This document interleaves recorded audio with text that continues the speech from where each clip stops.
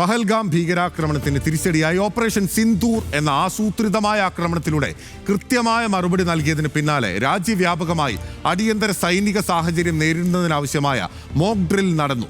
അത്യാഹിത സാഹചര്യങ്ങളിൽ എങ്ങനെ പ്രതികരിക്കണമെന്ന് പൊതുജനങ്ങളെ പരിശീലിപ്പിക്കാനാണ് രാജ്യവ്യാപകമായി മോക്ക് ഡ്രിൽ നടത്തിയത്.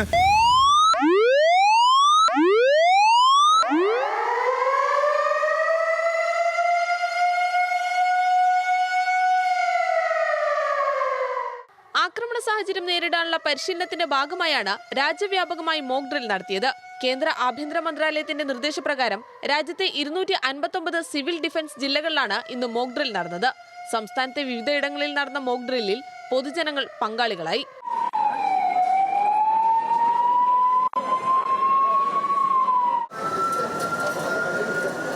സംസ്ഥാനത്ത് വിവിധയിടങ്ങളിലായി 4 മണിയോടെ മോക്ക് ഡ്രില്ലിനായി ആദ്യ സൈറൻ മുഴങ്ങി.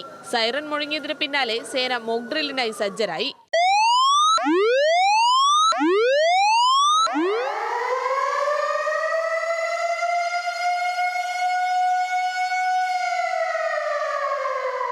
നാല് 2-നും 4:29-നും ഇടയിൽ ഷോപ്പിംഗ് മാളുകൾ, സർക്കാർ സ്ഥാപനങ്ങൾ, സ്കൂളുകൾ എന്നിവിടങ്ങളിൽ വിവിധ സുരക്ഷാ സേനയുടെ നേതൃത്വത്തിൽ മോക്ക് ഡ്രിൽ നടന്നു. ഇതിന്റെ ഭാഗമായി ജനങ്ങളെ ഒഴിപ്പിക്കുകയും ചെയ്തു.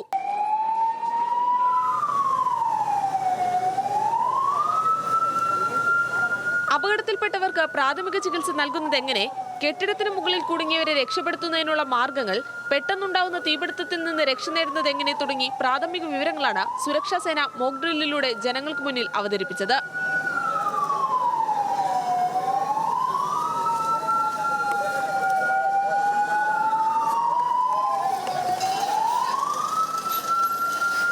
മോക്ക് ഡ്രില്ലിനിടെ ജനങ്ങൾ പരിഭ്രാന്തരാകേണ്ടതില്ലെന്ന് സുരക്ഷാ സേന അറിയിച്ചു. 4:28 മുതൽ സുരക്ഷിതം എന്ന രണ്ടാമത്തെ സൈറൻ മുഴങ്ങി.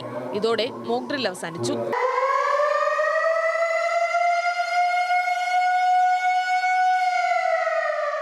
പെഹൽഗാം ആക്രമണത്തിന് പിന്നാലെ ഇന്ത്യയും പാകിസ്ഥാനും തമ്മിലുള്ള സംഘർഷം തുടരുന്ന സാഹചര്യത്തിലാണ് രാജ്യത്ത് മോക്ക് ഡ്രിൽ സംഘടിപ്പിക്കാൻ തീരുമാനമായത്. 1971-ലാണ് രാജ്യത്ത് അവസാനമായി ഇത്തരത്തിൽ മോക്ക് ഡ്രിൽ സംഘടിപ്പിച്ചത്.